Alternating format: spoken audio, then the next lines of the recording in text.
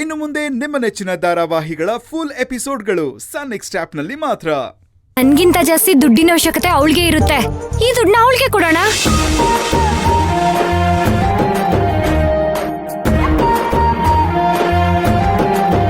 ಮೈನಾ, ಈ ಚೀಟಿ ಬಂದಿರೋದು ನಿನ್ನೆ ಸಿಗ್ತಾನೆ, ನೀನೇ ತಗೋ.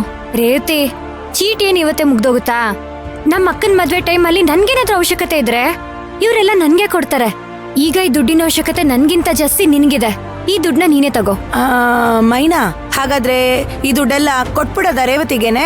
ಅನುಮಾನನೇ ಇಲ್ಲ, ಈ ದುಡ್ಡನ್ನ ಇವಳಿಗೆ ಕೊಡಿ. ಹಾಗಾದ್ರೆ ರೇವತಿ, ಈ ಚೀಟಿ ದುಡ್ಡನ್ನ ನೀನೇ ತಗೋ, ಆಯ್ತಾ?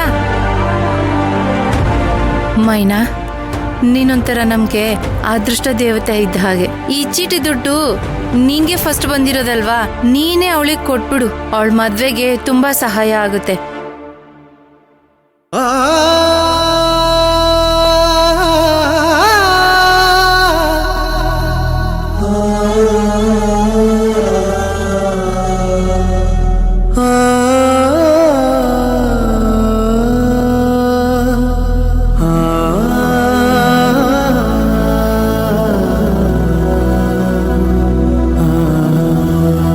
ತಗೋ. ಥ್ಯಾಂಕ್ಸ್ ಮೈನಾ. ಅದೆಲ್ಲ ಏನು ಬೇಡ, ಈ ದುಡ್ಡು ತಗೊಂಡೋಗಿ ಅಪ್ಪನ್ ಕೊಡು.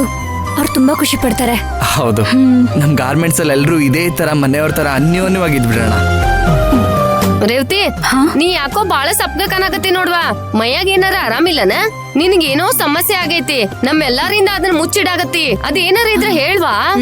ಅಯ್ಯೋ ಇಲ್ಲ ಅಕ್ಕ, ಮದ್ವೆ ದಿನ ಹತ್ರ ಬಂತಲ್ವಾ, ಅದಕ್ಕೆ ಸ್ವಲ್ಪ ಟೆನ್ಷನ್ ಅಷ್ಟೇ. ಅಷ್ಟೇ ತಾನೇ, ಬೇರೆ ಏನೂ ಇಲ್ವಲ್ಲ ರೇವತಿ? ಅಷ್ಟೇ ಅಕ್ಕ.